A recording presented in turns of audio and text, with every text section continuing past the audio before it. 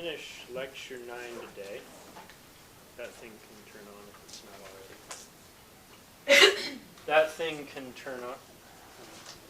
And for those who are wondering why the camera now, my department chair said he wanted to evaluate my class, but he also said he couldn't make it here at 8 in the morning to evaluate it. So to do him a favor, I'm just recording it for him so that he doesn't have to be here at 8. Today we are continuing with statics and equilibrium. For what it's worth, since there's no slides up for you to look at, you probably want to know where in the book is this. This is chapter 9, and it's sections, 9.1 through 9.6 in your book. And we've been doing some of this already, right? We introduced the concept of torque last time during the first half of the class. For those who don't have it written down or handy or memorized, I'll rewrite it here for you. The definition for torque is that it is R cross F. All right, so it's basically, you can think of it as a twisting force, if you will.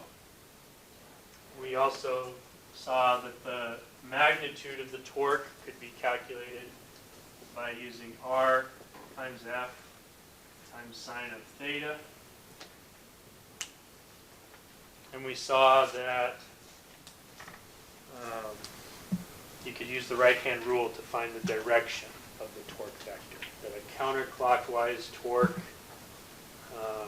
corresponded basically to a vector pointing out of the board at you, and a clockwise torque would correspond to a vector pointing into the board. All right, so counterclockwise, I will abbreviate CCW, and it looks like an arrow pointing out of the board, so you're looking at the arrow tip. Clockwise looks like a vector pointing into the board, you're looking at the arrow tail.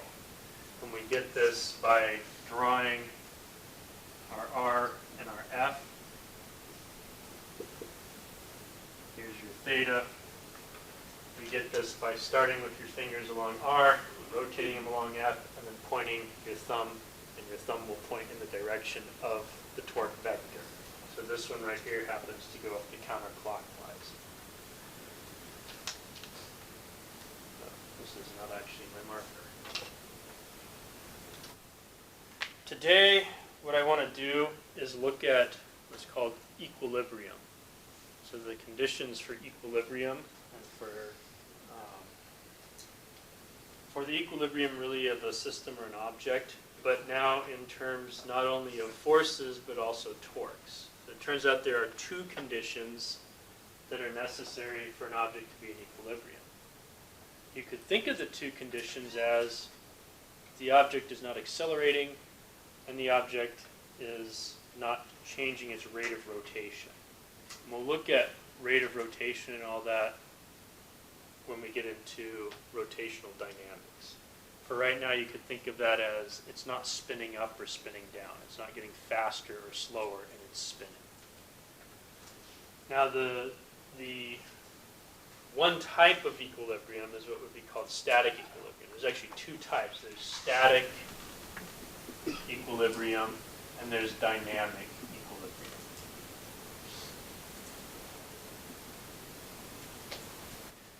All right, static equilibrium is probably the thing that most people who are told something's in equilibrium will think of. It basically goes with an object which is equilibrium and at rest. All right, so you've heard in Newton's first law, you've heard the law phrased as an object which is at rest tends to stay at rest. All right, that goes with static equilibrium. That's one of the two conditions for static equilibrium, is that the sum of forces be zero and that the object be at rest. The other one is that the sum of torques be equal to zero. Dynamic equilibrium kind of goes with the other half of Newton's first law. Remember that Newton's first law did not just say an object at rest stays at rest. It also says an object which is in motion at some velocity will retain that velocity unless an external force acts upon it. So dynamic equilibrium goes with that part of Newton's first law. It basically means that you can have an object which is already moving, but it's in equilibrium. There's no net force, no net torque acting on it, so it just continues to move at a constant speed in a straight line. All right, so these are your two conditions for equilibrium. The one that we're mostly going to spend time thinking about is static equilibrium. Yes? So does path taken matter for dynamic equilibrium? Path taken? Yeah, you said like moving along straight paths. If it was not going along a straight path, would it be different? Yes. If it is not moving along a straight path, that usually means that there's some net external force acting on the object that is making it sort of turn, if you will. Right? For example, when we get into rotational dynamics, we'll see that for what is arguably the easiest type of non-straight line motion, it's a uniform circular motion like this, that there is in fact an external force that acts upon the object, a net external force. And that net external force actually is pointed towards the center of the circle that it's on. Right, so with a planetary orbit, for example, at least in classical Newtonian physics, we would say the orbit occurs because there is a net force due to gravity from the planet acting on the object that's orbiting about it. Right, so, but I want to focus actually more on the static case than anything. So this is a system which is sort of at rest.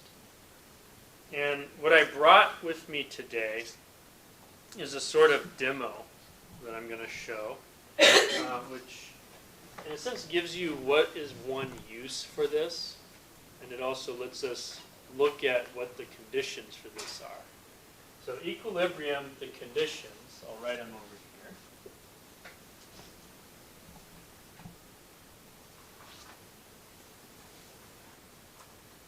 First, you need to have that the sum of forces on the object is 0. And second, you need to have that the sum of torques on the object is 0. Okay, what does this mean? Sum of forces being equal to 0, we've kind of encountered a bit already because we've done Newton's first law back when we introduced forces. So in some sense, we've already encountered that one. Just means if there is a force acting on it, then that force has to be balanced out by at least one other force. So, we have an object which is on the table. There is a force acting on the object. What's the force acting on the object? Well, you got gravity. What's countering gravity? Normal force from the table. All right. So, and there's a little bit of a buoyant force from the air, but we can kind of neglect that one because it's very small compared to these. If you don't want to neglect it, we might say the normal force from the table plus the buoyant force from the air both act upward. The two of them added together will have a magnitude which is exactly equal to, in this case, the force by gravity downward. And so the sum of forces on this thing is 0. The sum of torques on this thing also happens to be 0. And depending upon how you want to define the torques being applied to this, it's either because there are no torques at all being applied, or because there's a series of torques being applied everywhere on this by the table, all minuscule, and they all happen to balance. Okay. Now what I want to consider is a simpler example maybe of torques being applied to an object. And you can see what I brought here is one triple beam balance. So this right here, this lets us mass different objects by basically balancing torques along this triple beam balance. All right. So from thinking back on when we introduced torques back on Wednesday, how do you, what do you need to have in order to define your torque? Some radius and some force. All right.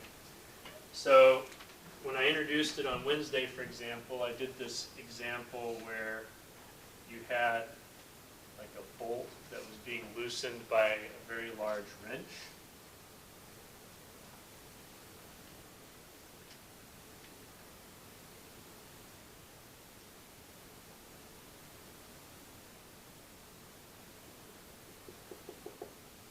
Like so. And so we defined our radius as being the distance from the axis of rotation, basically the center of the bolt, the point or axis about which the bolt will rotate. We define it as from being from there to the location where a force is actually being applied to the wrench. Like so. Now, you may notice that I just got done telling you that there's a sort of large number of small torques acting on this object from the table. In a sense, the same thing happens when we apply a force macroscopically. If I apply a force by grabbing on, we'll use this as my model wrench, if I grab onto the model wrench and push like this, I'm applying force here, but I'm also applying force here. Basically everywhere where my hand is acting is where the force is on this. So how is it that we figure out the value for R that we can use to calculate this? F, you know, that one, you kind of have some sense of, okay, I'm pushing this hard on the thing. You know, you have some push strength. Maybe the push strength is 80 pounds. Or something like this. It'd be hard to do 80 pounds from this angle, but say 80 pounds. Okay, now we have a force. We have F. Where's R? On this thing.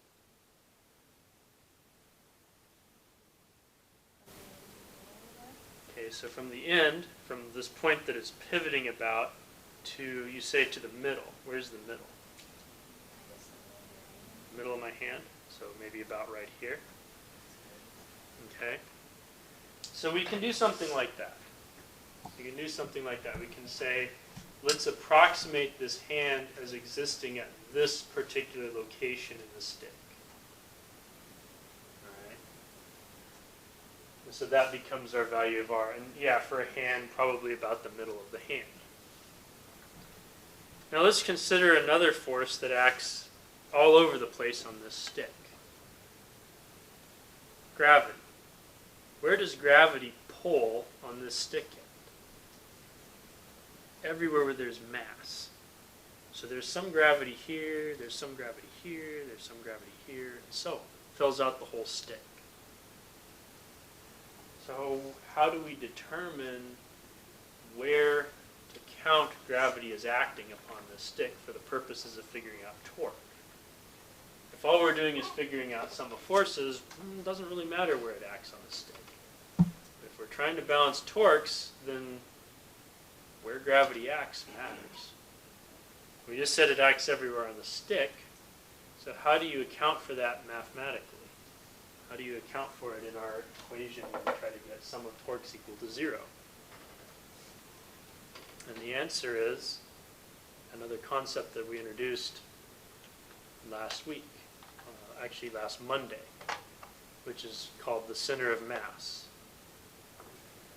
or really the center of gravity, but for our purposes these two will be the same location. Now I told you on Monday how you can find the center of mass for an object. Now let's say that I move the string over here like this. If I allow this to hang, what's going to happen? It's going to swing like this. And eventually it's going to reach some sort of an equilibrium, And you'll notice that that equilibrium is neither horizontal nor what we call vertical. It's still not really there, but.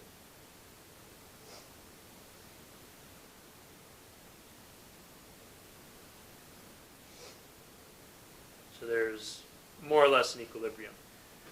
Center of gravity has to be somewhere below this string. So it's like I could draw a line through the string going straight down, and somewhere in that line is the center of gravity. All right, so then all I have to do is just move the string and repeat. And now it's going to do this kind of thing, and now I draw another line. Basically, I'm going to end up with like an X on this meter stick. By the way, without drawing the lines, you all should have a basic guess as to roughly where the center of gravity of this thing is. It's a pretty close to symmetric object. Where do we actually expect the center of gravity to be? Basically the middle. The 50 centimeter mark, assuming that you start at 0 and end at 100. Note that some meter sticks you have some space on both ends, and it may be the same space, it may be different space, etc. Alright, so I put my string here. I allow this thing to hang and do my pin. I've got sort of a straight line along here, and if I continue it, no good. I'm not trying to make a very firm mark because I want to wipe it off afterwards. But it turns out if you look at the mark that I've made, other than slippage, it does pass not only through the 50, it passes through the middle of the 50.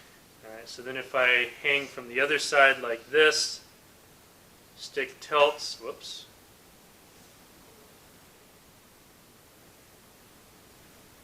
Eventually it settles down. I can make another mark, and the two cross basically at the center of the 50. It's a little off, actually, because the stick may be slightly warped, there may be imperfections in it, etc. But if I hang from the location where the two cross, this is not the best hanger, by the way, because it slips a little bit, but if I hang from the location where the two cross, the stick hangs almost horizontally. Alright, so we found the center of mass for the stick. Now, you can do this, I just showed you sort of, in some sense, the quick way of doing it. You hang it two places, you make a little cross from them, and where the two lines cross, that's where the center of gravity will be. There are some labs, some classes where you do a lab that's basically build a balance, and the first thing you have to do is find the center of mass of your stick. And the way that they often do it in these labs is they've got a little slider with the string hooked to it, so it's a little easier to slide, and you lock it in place and you hang it. And they just iteratively do that until it hangs horizontally. That takes a lot longer than doing it this way. In all the times that I watched people doing this class, never once did I see somebody think, hang it twice from any old location, draw a line through it. So now you know the way to do it more quickly. How does this work as a balance scale, though? Alright, so we found the center of mass. I'm actually going to take the string off because I don't need it for any of what I have left to do. What I need is something to balance it on, preferably a knife edge. This is obviously not a knife edge, but for the sake of expedience, I'm going to use this block. And what you do is you put the center of mass sort of in the middle of the block, and it will balance. If I move the block, what's going to happen? Yeah, okay. This is a different experiment than our friction experiment. I mean, if I move the block relative to the stick, no longer balanced. All right, and basically that will be the case as long as the center of mass of the stick is not somewhere on top of the block. All right. So, implication for an extended object,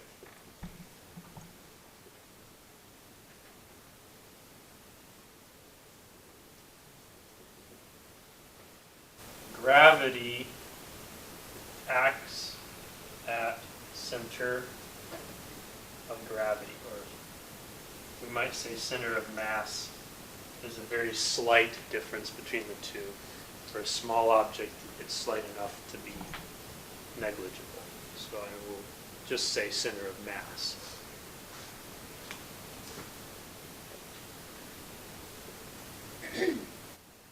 Which I'm going to abbreviate as CM. Okay? Now, if I've placed the block so that the center of gravity is over the block, basically what the upshot is I have a normal force acting in the same location as I have gravity acting. That's why this will no longer tilt. There's no net torque anymore. If I move it to the side, then I have a net torque, because I have normal force pushing up in one place and gravity pushing down in another place, and that's why it tilts. And likewise with the string. You know, replace normal force with tension, and you have the same concept. All right, so how does this thing work as a scale? Well, the first thing that we have to do is figure out what the mass of the stick is. We have to account for the mass of the stick. And to do that, what we do is we bring a mass, a weight, of known value. So this is 100 grams right here. We want to figure out what the mass of the stick is. How are we going to do that, given this block, this weight, and this stick?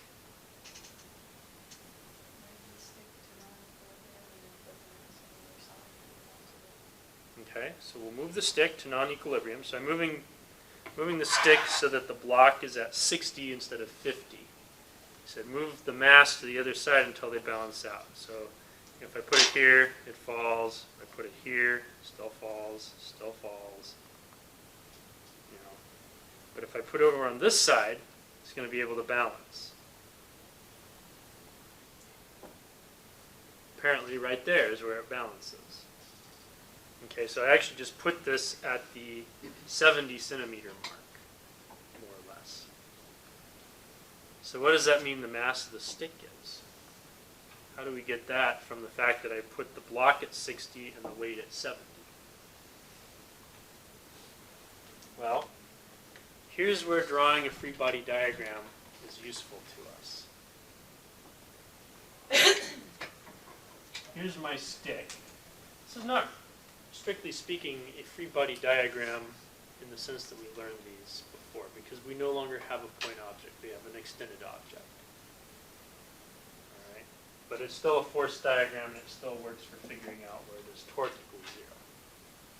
All right, so what I have here, I have my center of mass. This was at the 50 centimeter mark from the end.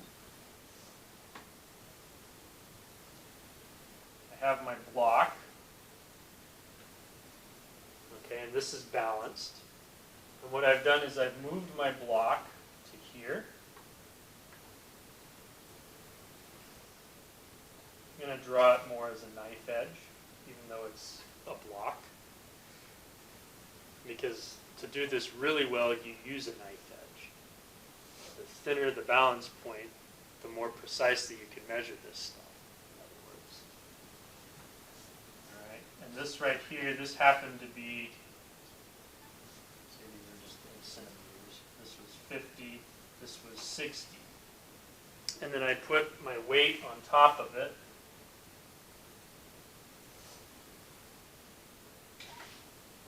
This ideally would be like an inverted knife edge or something that's actually hanging from it with a very fine balance point, like a string or something. Okay, and this was 70 centimeters. This right here, this was 100 grams. So how do we get from all that the mass of the stick? Well, the condition is that we need the sum of torques to run to 0, or to add to 0. So from here, let's remove the actual stuff we've drawn onto it. Maybe make a new diagram. This one shows which direction each force acts. So I have a normal force right here, and this was 60 centimeters from end. I have here the gravity force for the stick. All right, and this was 50 centimeters from end. And I have here the gravity force from the weight that I added onto the stick. And this was at 70 centimeters. All right, so now we might want to use a right-hand rule. Well, okay, there's two things we need to do. One is we got to pick where our axis of rotation is going to be. So since I specified everything with respect to this end, we could use this as our axis of rotation. All right? It turns out any axis of rotation will work. And part of the problem solving with these torque problems is picking the most convenient one. In this particular case, since everything is known except for the mass of the stick, it really doesn't matter where we pick our axis of rotation. In some cases, you pick it in order to eliminate one unknown. All right, so maybe I use this end of the stick. We can all agree that it's not rotating about this end of the stick, right? That's why this is a valid axis of rotation for this.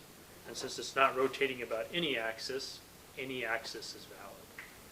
If it starts rotating, then maybe there is a preferred axis that will make the problem easier. But here, just pick for convenience. All right, so different axes. So basically, our R vector in all cases points from here to the location that we're going to use as our point where the force is applied. So now we apply the right-handed rule. Right-handed rule says R cross F gives tau. So this one right here, tau, gravity from stick, this one is into board. Or if you prefer, it's clockwise. All right, and I can extend this further as necessary to any of these points. So for the normal force, I actually have to point my thumb out of the board. So tau normal is out of board.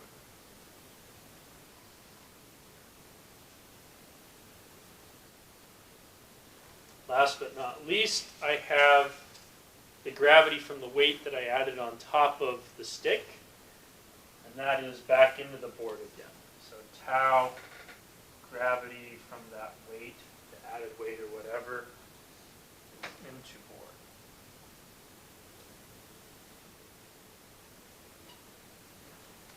Now I mentioned that by convention, we take counterclockwise or out of the board to be positive and clockwise or into the board as negative. So our condition for the sum of torques will look like this.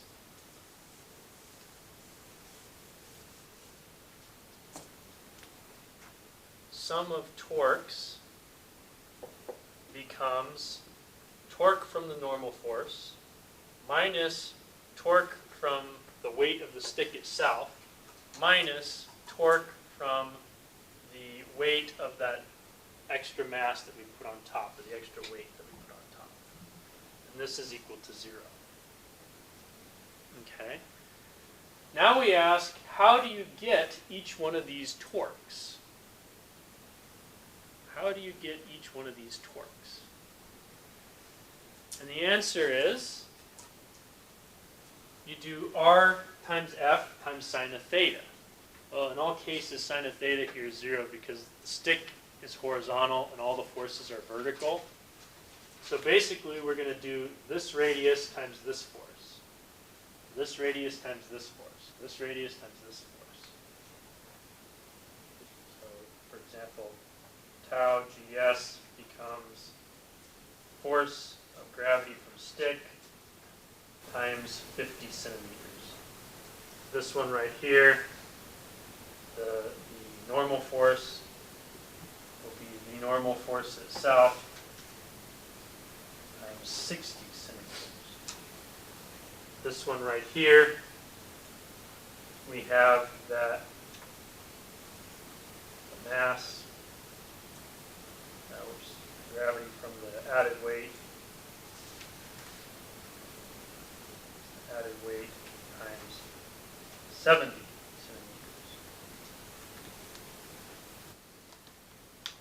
Okay. Now, a moment ago, I told you it didn't matter which axis you picked because all of them are valid. And I was telling the truth there. But,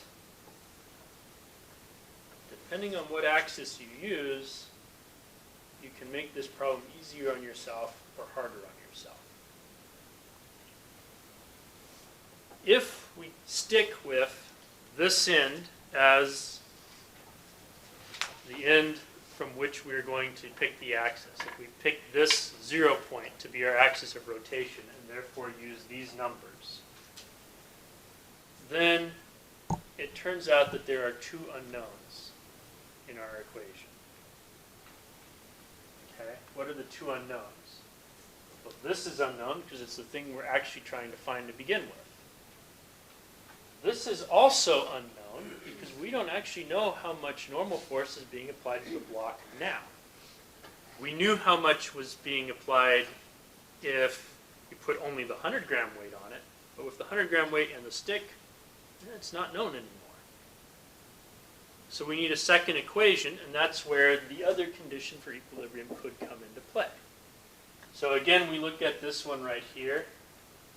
So this is our second condition. Our first condition, our sum of forces.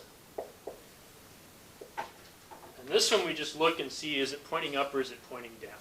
If it points up, it's positive. If it points down, it's negative. So this one would be the normal force minus gravity from the stick minus gravity from the added weight. All right. No new unknowns. We only had two to begin with. We have two equations. They are independent equations. You can solve this algebraically, and you get an answer. All right. So it works. However, if you are clever in your choice of axis, we don't actually have to go through all of this. Because you can pick any axis on this stick that you want. One axis that you could pick is the axis where the block is acting. In other words, instead of picking this to be our axis, what if we choose this to be the axis of rotation? In fact, this is important enough that I'll leave the stuff up here, but I'm going to do it in green to show the difference. If I choose this to be my axis of rotation, then this is 0 centimeters from axis. This right here is 10 centimeters in one direction. This right here is 10 centimeters in the other direction.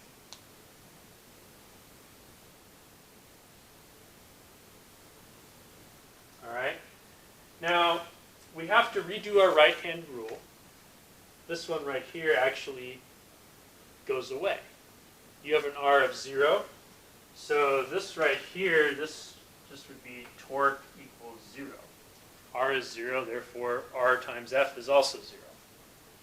This and this, we have to redo our right-hand rule. We find that this one is still into the board, but now this one is out of the board. So this right here has now become counterclockwise. This one remains clockwise. So our new equation, our new sum of torques equation, basically just looks like torque due to weight of the stick, torque due to gravity acting on the weight that's on the stick, minus torque due to gravity acting on the stick itself, is 0. Okay, we just got rid of one torque term. And specifically, we got rid of the torque term that goes with the force that we didn't know a value for. Right? So from here, we can plug some numbers in. Basically, this is saying that torque due to gravity on the stick and torque due to gravity on the weight have to be equal. Now, we go ahead and we plug in magnitudes only. So 10 centimeters, doesn't matter if it's plus or minus here on both sides. We have 10 centimeters times force of the stick, or weight of the stick. I guess you could even say M stick G. And on the other side, we have 10 centimeters times mass of the weight that we put on top of the stick times G. Divide both sides by 10 centimeters G, and what you end up with is mass of the stick and mass of the weight are equal. And so these end up being 100 grams. We just figured out the weight of the stick. Well, we figured out the mass of the stick, but you multiply that by your 9.8, you got the weight of the stick. We did this having at our disposal one stick, one block, and one mass. By the way, now that we have the weight of the stick, we can actually use the stick to weigh any other object that we would like that the stick can support. There's actually two ways we could go about it. Method one is get rid of this guy. Now I have this guy. Where do I have to put this guy in order to balance it? So the stick is balanced at 60. Where do I put this guy to where it no longer falls? You know, if I put it over here, it's going to fall. So I put this guy at the 3 centimeter mark or so. From the axis of rotation, I mean. 63 centimeters, 60 centimeters, 50 centimeters. So what is the mass of this thing given what I've just done? Well, we come over to our equation and we say the weight that we just added to the stick, the new weight, we have 10 centimeters times mass of stick times G is equal to 3 centimeters times mass of the new weight, the unknown weight, times G. We divide out the G from both sides. We divide out the 3 from both sides. And so your mass of this new weight is basically 3.3 repeating times mass of the stick, or in other words, about 333 grams, give or take. Now we can double check our work because, again, I brought a balance scale here. So I could then mass it and see how close is it. And note that there's wiggle room. If I move this thing to here, it's still balanced. That's a pretty substantial difference of distance moved because now it's balanced at 62 instead of 63. All right, so like this is not a very precise number right now because I have a really wide base of support on both of these. The only difference that this thing right here has is doing basically the same thing. There's two real differences. Difference number one is that the base of support is really narrow here. It's actually, this right here is your pivot point when it actually does pivot. Okay. Difference number two is that there's 3 sliding masses here. All that that's equivalent to doing is saying, we're going to leave this thing like this. We're going to put this thing somewhere, say 60. We're going to ask, where do we have to put this thing in order to get the system to balance? So this known mass is equivalent to the 3 sliders here. And so we can put this thing on, and then we can slide these guys along and see, you know, what is it really? Turns out it's somewhat less than the 300 that I just quoted. It's more like 200, apparently 250 or something. From my angle, it says 257. Okay. So, and that extra precision just basically is from the fact that all of our bases of support are much narrower. That's the only difference between these. Well, that's what we've got time for today.